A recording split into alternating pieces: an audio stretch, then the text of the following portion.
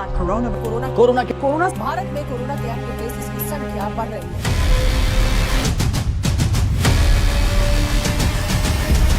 नमस्कार दोस्तों, आज मन थोड़ा भारी है। अजीब सी घबराहट, शायद डेजा वू, जैसे साल 2020 वापस आ गया हो। कुछ दिन पहले मेरे फ़ोन की स्क्रीन पर अचानक एक खबर आई कि कोविड केसेस बढ़ रहे हैं और एकदम से सभी बुरी यादें ताज़ा हो गई। वही डर, वही अनसर्टेनिटी और सबसे बढ़कर वो आतंक जिसने हमारी सेहत के साथ साथ हमारी रोजी रोटी पर भी वार किया था। इसका रेंट देना है, उसका रेंट देना है, घर का रेंट देने का। एक झटके में लोगों का धंधा बंद हो गया। गाड़ी थी, झोपड़ा था, सब बिक गया। कई नौकरी करने वाले बेरोजगार हो गए। बीमारी से मरना मंजूर है लेकिन भूख से मरना मंजूर नहीं है। याद है वो दिन जब हमने अपने टीवी स्क्रीन पर देखा कि कैसे सिर्फ एक महीने यानी अप्रैल 2020 में 12 करोड़ से ज्यादा लोगों ने अपनी नौकरियां एक झटके में खो दी। 12 करोड़ ये सिर्फ एक नंबर नहीं था दोस्तों, ये वो 12 करोड़ लोग थे जिनके पैरों तले की जमीन एक झटके में खिसक गई और वो 12 करोड़ सपने जो टूट गए। अनएम्प्लॉयमेंट रेट 24% से भी ऊपर पहुंच गया, यानी देश का हर चौथा एम्प्लॉयबल शख्स बेरोजगार। और अब मई 2025 में इतिहास फिर से दरवाजे पर दस्तक दे रहा है। हिंदुस्तान टाइम्स के मुताबिक फिलहाल इंडिया में एक्टिव केसेस हजारों में हैं और नए केसेस तेजी से बढ़ रहे हैं। केरला, महाराष्ट्र, दिल्ली, वही शहर फिर से हेडलाइंस बन चुके हैं। तो क्या फिर से वही मंजर लौटेगा? और सबसे बड़ा सवाल जो आपके और मेरे मन में है कि क्या आपकी नौकरी फिर से खतरे में है? और क्या जिन लोगों ने पिछली बार सबसे ज्यादा मार झेली थी वही इस बार भी रडार पर है? मेरी पुणे में जॉब लगी तो अच्छी खासी सैलरी मिली। मेरा सपना था कि वो घर अच्छा हो, बंगला हो और मैं उस गाड़ी में मेरे माँ बाप को कहीं घुमाने ले जाऊँ। कोरोना आ गया तो ऐसा लग रहा है कि मेरे सपने तो अभी पूरे नहीं होंगे। चलिए उस भूली हुई कहानी को याद करते हैं जब नौकरियों पर काल पड़ गया था। उस वक्त को याद करना जरूरी है दोस्तों, ताकि हम आने वाले वक्त के लिए खुद को तैयार कर सकें। मार्च 2020 नेशनल लॉकडाउन, जिंदगी जैसे अचानक से पॉज हो गई और इस पॉज बटन का सबसे बुरा असर पड़ा हमारी इकोनॉमी पर। हमारी जीडीपी पहले क्वार्टर में ही 23.9% नीचे गिर गई। ये एक ऐसा अर्थक्वेक था जिसने जॉब मार्केट की नींव हिला दी। सबसे पहले मार पड़ी टूरिज्म एंड हॉस्पिटैलिटी सेक्टर पर। इन सेक्टर्स में काम करने वाले एम्प्लॉइज का काम एक दिन में जीरो हो गया। होटल्स पर ताले लग गए, रेस्टोरेंट्स के चूल्हे ठंडे पड़ गए। एक रिपोर्ट के मुताबिक इस सेक्टर में वैकेंसी पोस्टिंग में 70% की कमी आ गई। NCAER की रिपोर्ट के मुताबिक करीब 1.5 करोड़ जॉब्स टूरिज्म सेक्टर में प्रभावित हुई। Chefs, waiter, housekeeper, driver, travel agent, लाखों लोग सड़क पर आ गए। फिर नंबर आया रिटेल सेक्टर का। मॉल्स बंद, दुकानें बंद, सेल्स स्टाफ, कैशियर सब लोग घर बैठ गए। जॉब पोस्टिंग यहाँ भी 50% कम हो गए। और हमारे देश की बैकबोन यानी मैन्युफैक्चरिंग और कंस्ट्रक्शन, यहाँ फैक्ट्रीज बंद, बिल्डिंग साइट सुनसान। और इसका सबसे दर्दनाक असर पड़ा हमारे इनफॉर्मल सेक्टर के भाई बहनों पर। वो लोग जो रोज कमाते थे और रोज खाते थे, यानी दिहाड़ी मजदूर। ILO ने चेतावनी दी कि इंडिया के 40 करोड़ इनफॉर्मल वर्कर्स गहरी गरीबी में जा सकते हैं। और हमने वो दर्दनाक तस्वीरें देखी कि कैसे हमारे मजदूर भाई बहन पैदल भूखे प्यासे हजारों किलोमीटर चलकर अपने गांव लौटने पर मजबूर हो गए। और ये सिर्फ बेरोजगारी नहीं थी दोस्तों, ये एक ऐसी मार थी जिसने महिलाओं को सबसे ज्यादा चोट पहुंचाई। IGC की एक रिपोर्ट के मुताबिक जिन रोल्स में फीमेल वर्कर ज्यादा थी वहां जॉब 77% तक कम हो गई। नए ग्रेजुएट्स और हमारे यूथ के सपनों पर पानी फिर गया, क्योंकि एंट्री लेवल रोल तो 50% तक कम हो गए। कंपनीज अनुभवी लोगों को ढूंढ रही थी जिन्हें बिना ट्रेनिंग दिए घर बैठे काम कराया जा सके, और फ्रेशर्स के लिए सभी दरवाजे बंद। इसका जिक्र करना जरूरी था दोस्तों, क्योंकि जब तक हम अपने अंधेरों को नहीं समझेंगे तब तक रोशनी की कीमत कहां से जानेंगे। अब फास्ट फॉरवर्ड करते हैं आज की ताजा स्थिति पर। नया वेरिएंट JN1 और केसेस हजारों में। हाँ, डॉक्टर्स कह रहे हैं कि ये माइल्ड है, हॉस्पिटलाइजेशन कम है, लेकिन मौत के आंकड़े तो अभी भी बढ़ रहे हैं। सरकार कह रही है कि घबराओ मत, बस सतर्क रहो। लेकिन दोस्तों, क्या हम इस माइल्ड शब्द पर पूरा भरोसा कर सकते हैं? वायरस अनप्रेडिक्टेबल होता है और उससे भी ज्यादा अनप्रेडिक्टेबल होता है डर। द टाइम्स ऑफ इंडिया की रिपोर्ट कहती है कि लोगों को लॉकडाउन फिर से की चिंता सताने लगी है और मार्केट को हिलाने के लिए ये डर ही काफी है। कमाई क्या हो रहा है, उल्टा हम लोग इधर उधर से करके खाते हैं और क्या। कभी कम उतना नहीं चल रहा है, गाड़ी का साधन नहीं है। किसके लिए लिया था?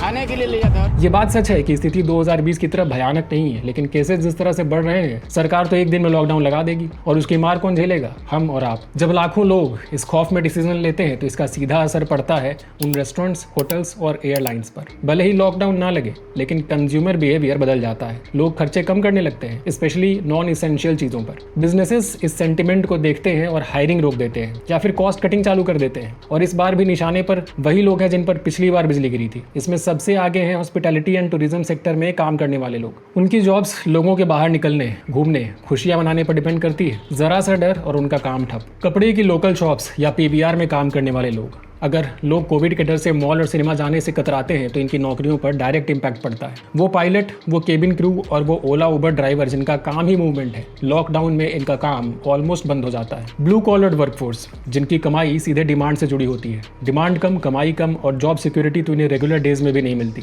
वो कंस्ट्रक्शन वर्कर और वो स्ट्रीट वेंडर जिनकी जिंदगी रोज कुआं खोदो रोज पानी पियो जैसी होती है। कोई भी रिस्ट्रिक्शन और सबसे पहले इन पर गिरती है बिजली। इन सेक्टर में काम करने वाले लोगों को एक्स्ट्रा विजिलेंट रहने की जरूरत है। ये अलार्म बजने की बात नहीं है दोस्तों, बल्कि अवेयर होने की बात है। ये समय है जागने की और तैयारी करने की। हर रात की सुबह होती है दोस्तों, और इस कोविड के अंधेरे में भी कुछ सेक्टर्स जो है वो रोशनी बनकर सामने आए हैं। इन सेक्टर्स ने ना सिर्फ सर्वाइव किया बल्कि ग्रो करके दिखाया। ये वो सेक्टर्स हैं जो हमें उम्मीद देते हैं। आईटी सेक्टर जो कि कोविड का किंग बन चुका है, work from home, digital transformation, इसने software developers, data scientists, AI experts, cyber security professionals और डिजिटल मार्केटर्स की डिमांड को आसमान पर पहुंचा दिया। ये जॉब्स रिमोट फ्रेंडली होने के साथ साथ पेंडेमिक प्रूफ भी है। हेल्थ केयर में डॉक्टर्स, नर्सेज, फार्मासिस्ट तो हैं ही, लेकिन अब टेलीमेडिसिन, होम हेल्थ केयर और एलाइड हेल्थ केयर प्रोफेशनल्स की डिमांड भी बढ़ चुकी है। ऑनलाइन शॉपिंग अब हमारी आदत है और जरूरत भी। तो डिलीवरी एजेंट से लेकर के वेयर हाउस मैनेजर्स और सप्लाई चेन एक्सपर्ट सबकी जरूरत है। मतलब इस सेक्टर में काम करने वाले लोग भी पेंडेमिक प्रूफ बन चुके हैं। इसके अलावा एड टेक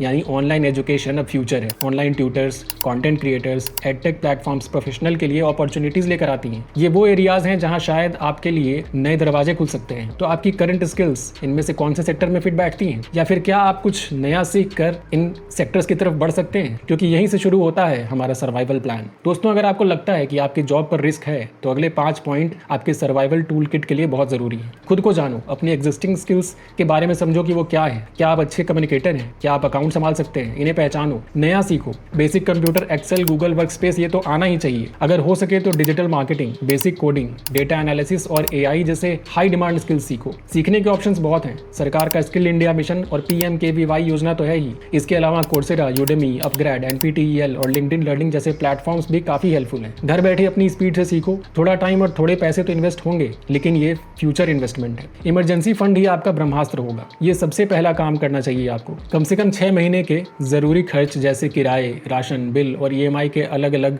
चीजें जो है अपने एक साथ निकाल के अकाउंट में रखिए। ये आपको सांस लेने की मोहलत देगा। एक बजट बनाकर चलिए, फालतू खर्चे रोकिए, एक एक पैसे का हिसाब करिए। फैमिली में सबका हेल्थ इंश्योरेंस करवाइए। कोविड ने कम से कम इसकी कीमत तो हमें अच्छी तरह समझा ही दी है। एक जॉब पर डिपेंडेंट मत रहिए। क्या आप फ्रीलांसिंग कर सकते हैं? अपवर्क और फाइवर जैसे प्लेटफॉर्म्स राइटिंग, डिजाइनिंग और वर्चुअल असिस्टेंट जैसे काम इजीली प्रोवाइड करते हैं। पेंटिंग, कुकिंग या टीचिंग जैसी हॉबीज हो तो उसे ऑनलाइन एजुकेट करने में लगाएं और पैसे कमाएं। आज के डेट में लोग यूट्यूब और इंस्टाग्राम से भी कन्वेंशनल जॉब से ज्यादा कमा ले रहे हैं। कोविड नहीं भी आए तो एक साइड इनकम से आपको काफी सपोर्ट मिल सकता है। अपने प्रोफेशनल नेटवर्क को जिंदा रखिए। लिंक्डइन पर एक्टिव रहिए। पुराने कलीग्स और दोस्तों से बात करिए। नई अपॉर्चुनिटीज अक्सर कॉन्टेक्ट्स के थ्रू ही आती हैं। हिडन जॉब मार्केट को टैप करना सीखिए। डिटेल में समझना हो तो इस वीडियो के डिस्क्रिप्शन में जाकर के हमारे जॉब मार्केट से रिलेटेड वीडियो को देखिए। मेंटल स्ट्रेंथ शायद सबसे जरूरी है। अनसर्टेनिटी लाइफ में बहुत ज्यादा स्ट्रेस लेकर आती है और कोविड के दौरान अपने मेंटल हेल्थ का ख्याल रखना बेहद जरूरी हो जाता है। योगा, मेडिटेशन और एक्सरसाइज को अपने रूटीन में शामिल करें।